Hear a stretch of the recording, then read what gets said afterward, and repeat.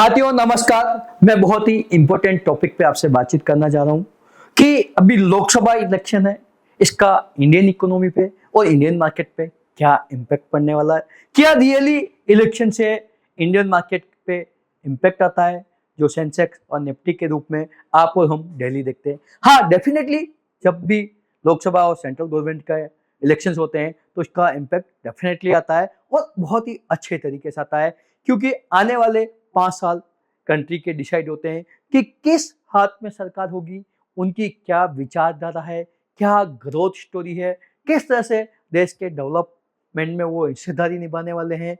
तो बहुत सारी चीजें इम्पेक्ट होती है।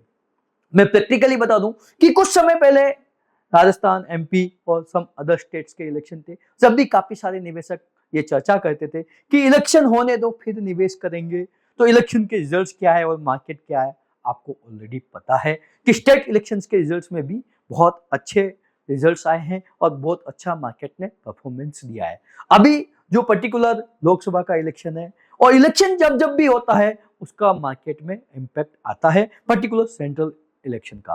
तो अभी जो इलेक्शंस है ऑलरेडी 7 फेज में हो रहे हैं। पहला फेज 19 अप्रैल को स्टार्ट हो रहा है, पहले इलेक्शंस होंगे, और 7वां फेज 4 जून को, जब रिजल्ट्स डिक्लेयर होंगे और कौन सी गवर्नमेंट बनने वाली है, कौन सी गवर्नमेंट का क्या मैनिफेस्टो रहने वाला है, कितना इकोनॉमी के लिए वर्क करने वाली है, कैसे इंडियन मार्केट को आगे बढ़ाने के लिए सपोर्ट करेगी, या एक बार गाड़ी पे ब्रेक लगने वाला है, ये किसी को नहीं पता है। बट बहुत बड़ा इंपैक्ट आता है। बट अपन हिस्टोरिकली डाटा देख सकते हैं। हिस्टोरिकली डाटा अगर अपन 14 की बात करें, या जब जब भी गवर्नमेंट रिपीट होती है, या जब जब भी मेजोरिटी ऐसी गवर्नमेंट आती है जो इकोनॉमी के अंदर सपोर्ट करने के लिए वर्क करने वाली होती है, तो मार्केट बहुत बड़ा रिटर्न्स देता है।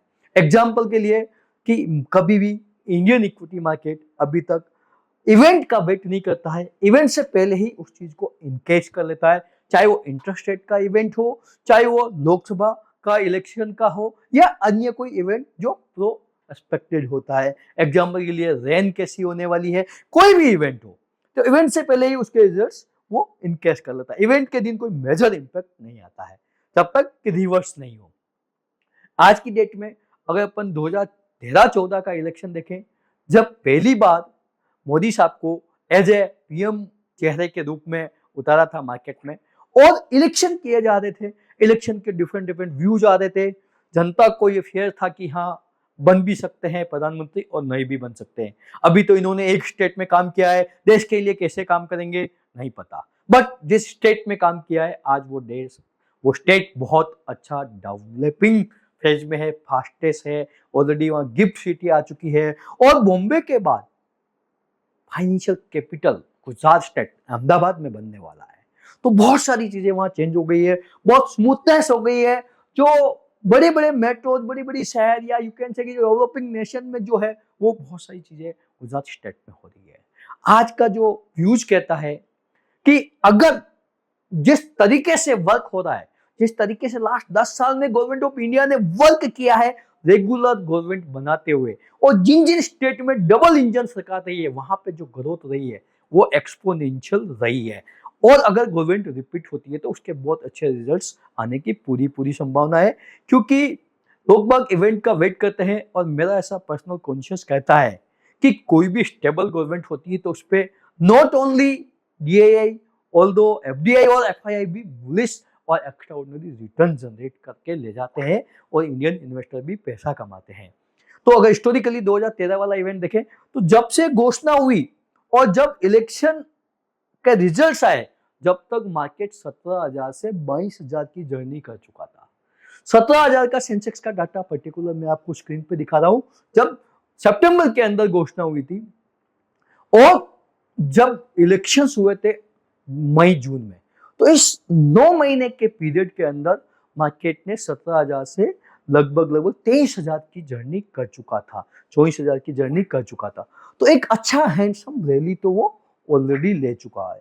तो आपको मेरा पर्सनल व्यूज कहता है कि जब भी आपका ऐसा कॉन्शियस कहे, inner conscious, your self confidence will speak with you कि हाँ गवर्नमेंट रिपीट होने की संभावना है, और अगर ये गवर्नमेंट रिपीट होती है तो देश के लिए लाभकारी है, फायदेमंद है, क्योंकि ऐसे बहुत सारे काम होने वाले हैं जिससे कि इकोनॉमी की ग्रोथ होने वाली है। और आज का समय तो इतना ब्राइट ब्यूटीफुल दिखाई देता है कि गवर्नमेंट रिपीट होती है और साथ में इंटरेस्ट रेट पीक पे है, जो डाउन आता है तो डबल इंजन वाला रिटर्न्स आने वाला है।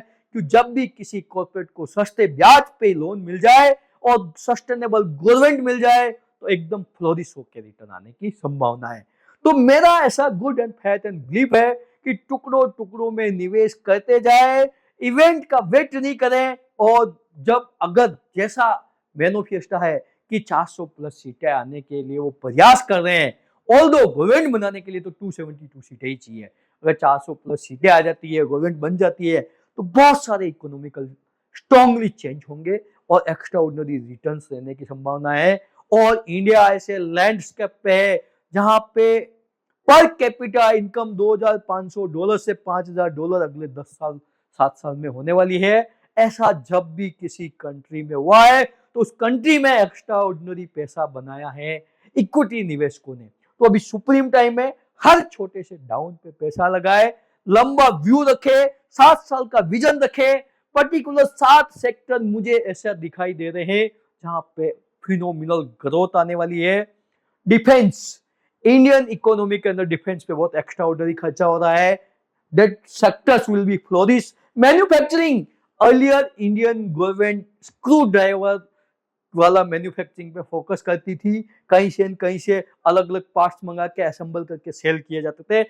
आज एक्चुअल मैन्युफैक्चरिंग स्टार्ट हुआ है। आज बड़े बड़े दिग्गज like Apple, Tesla willing to start manufacturing in India. तो कहीं ना कहीं इसका एंसिलरी डिपार्टमेंट भी एक्स्ट्रा ऑर्डिनरी ग्रो करने वाला है, फ्लोरिश रिटर्न मिलने वाला है manufacturing. Next one, consumer durable. जब किसी निवेशक की इनकम बढ़ेगी तो सबसे पहले डिस्क्रिशनरी खर्चा करेगा। अच्छा मोबाइल लाएगा, अच्छा कार लाएगा, अच्छे कपड़े पहनेगा, अच्छे रेस्टोरेंट में जाएगा, अच्छा मकान बनाएगा। तो कंज्यूमर ड्यूरेबल भी बहुत स्ट्रॉन्ग ग्रोथ करने की संभावना दिख रही है। आईटी बहुत सुपर ग्रो करने की संभावना है, ऑल्दो सेक्टोरल में बहुत ज्यादा रिस्क एसोसिएटेड होती है। Next, last but not least, energy. Energy पूरा सेक्टर, इंफ्रास्ट्रक्चर पूरा सेक्टर ये फ्लोरिश होने वाले हैं। इंफ्रा पे बहुत बड़ा खर्चा हो रहा है, एनर्जी पे बहुत बड़ा फोकस्ड है। और जब भी जहां पे भी गवर्नमेंट ने फोकस किया है वो सेक्टर का फ्लोरिश होना बहुत ही महत्वपूर्ण और इंपॉर्टेंट हो जाता है। उस सेक्टर्स पे गवर्नमेंट की बहुत स्ट्रॉन्ग निगाह होती है। जैसे कि मैनिफेस्टो में कहा जाता है कि हम बेहतरीन सड़कें बनाएंगे, बेहतरीन एनर्जी डेवलपमेंट करेंगे, बेहतरीन जल प्रबंधन करेंगे, नदियों को नदियों से जोड़ेंगे, सड़क को सड़क से जोड़ेंगे, सौर ऊर्जा पैदा करेंगे, बहुत सारे हाइड्रोसिल ऊर्जा पैदा करेंगे। तो इन सब का एडवांटेज किसी न किसी कंपनी को मिलने वाला है। इन सब की स्ट्रॉन्ग डिमांड है। India is a land of opportunity और यहाँ पे इतनी सारी ह्यूज जनता है, उसको उपभोग करके एक्स्ट्राऑर्डिनरी रिटर्न्स बनाने वाले हैं। तो अगले 2 डिकेड इंडिया में सुपर रिटर्न्स बनने वाले हैं। तो आज ही आपकी निवेश जर्नी स्टार्ट करें, एक्स्ट्राऑर्डिनरी वेल्थ क्रिएट करें, पोर्टफोलियो को समय समय पर रिव्यू करें, गुड परफॉर्मिंग एसेट्स को अक्यूमुलेट करें, बैड परफॉर्मिंग एसेट्स को एग्जिट करें और एक्स्ट्राऑर्डिनरी वेल्थ बना के पीसफुल लाइफ और फाइनेंशियल फ्रीडम की यात्रा आज ही स्टार्ट करें। जय श्री कृष्ण।